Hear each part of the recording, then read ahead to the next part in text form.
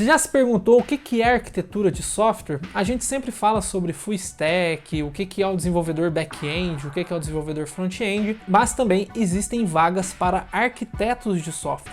E o que exatamente faz esse profissional, né? Qual que é o papel dele no dia a dia na área de desenvolvimento de software? Se você tem dúvidas em relação a isso, fica comigo que a gente vai discutir exatamente sobre esse assunto hoje.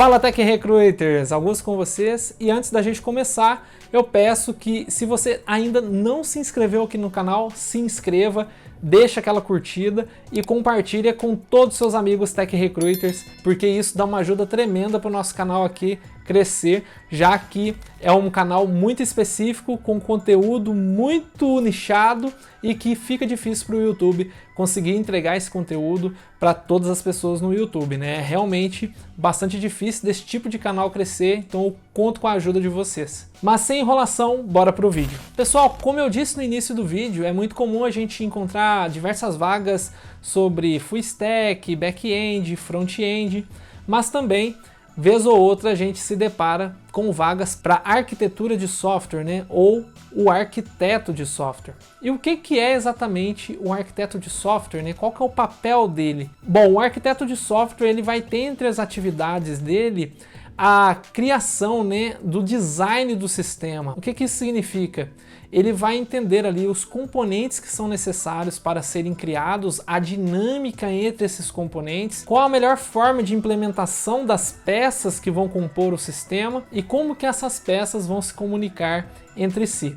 Então o papel do arquiteto é um papel, vamos dizer assim, mais macro. Ele não vai ficar colocando muita mão na massa, embora já seja de conhecimento geral hoje em dia que o arquiteto ter ali uma experiência com programação, né, no seu dia a dia ainda, mesmo que pouca, é importante, né? Isso já vê até na obra do DDD, do Eric Evans, ele cita isso, né, onde aquele papel do arquiteto que ele vive no mundo dele e pensa no design, nos componentes, como que eles vão se comunicar, sem ter aquela comunicação com o time do desenvolvimento, né, que vai ser responsável por implementar de fato aqueles componentes, né, tirar aquilo da ideia do papel, né, que hoje utiliza vários sistemas e softwares para fazer o design desses componentes, tirar aquilo do mundo das ideias e colocar aquilo em código mesmo, né, implementar aquilo de fato.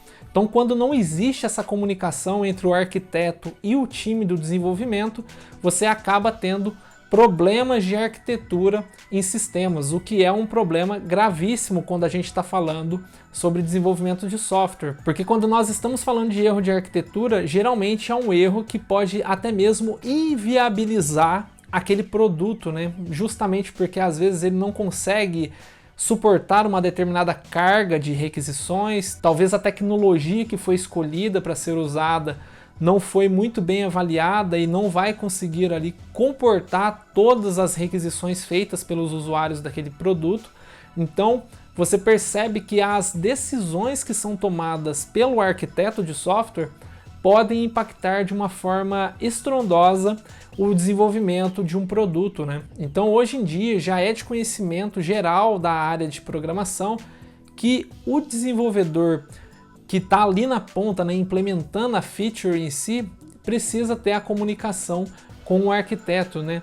Na verdade tem que partir, né, essa comunicação, essa vontade de estar mais presente com o que está sendo desenvolvido por parte do arquiteto, porque é justamente ele que vai passar para os desenvolvedores o que precisa ser implementado de fato, quais os padrões que podem ser seguidos para a implementação daquela feature, por exemplo, e como que vai se dar a dinâmica de comunicação desses componentes. E por que é importante o arquiteto ainda ter um pouquinho, né, daquela veia de programador correndo ali com ele, né, ele ainda ter aquela vontade de programar, ele ter um pouquinho de atividade de programação no seu dia a dia? Justamente para ele não ter aquela desconexão completa com o mundo de desenvolvimento de software, até porque isso vai ajudar com que as ideias que ele tem de design realmente façam sentido na hora que vai implementar a feature, né? Então, quando você tem uma pessoa que trabalha com arquitetura, mas há muito tempo ela não coloca a mão no código, ela não acompanha as atualizações e etc., o que isso acaba refletindo, né?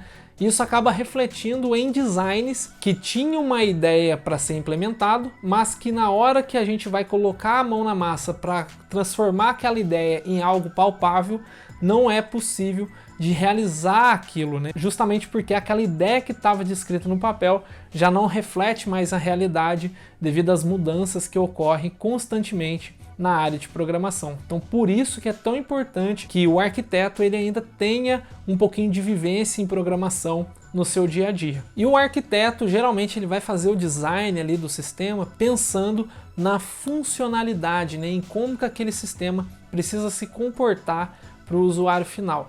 Porque não adianta nada ele criar uma coisa super elaborada, que vai ser muito lindo no papel, mas que na hora que vai rodar no mundo real, ele não consegue ali lidar com as questões que realmente acontecem no dia a dia. Então o arquiteto ele é um profissional que vai ter que ter essa comunicação com o time de desenvolvimento, ele vai ter que ter uma comunicação com o pessoal de produtos para entender também um pouco do lado ali do usuário final, de qual que é a experiência que aquele usuário precisa ter no sistema, né? O que ele precisa alcançar com a utilização daquele sistema, para justamente ele conseguir pensar em um design que vai ser compatível com essa expectativa do usuário final na hora que for implementado aquela feature. Então ele vai olhar para diversas questões, como por exemplo o número de requisições, se os processos serão síncronos ou assíncronos, como que vai se dar a dinâmica de comunicação entre os componentes do sistema, qual que vai ter que ter um acompanhamento mais de perto, porque ele vai ser o core. Ele terá que pensar nas boas práticas de implementação desses componentes, né? Talvez a utilização de um padrão de projeto em um componente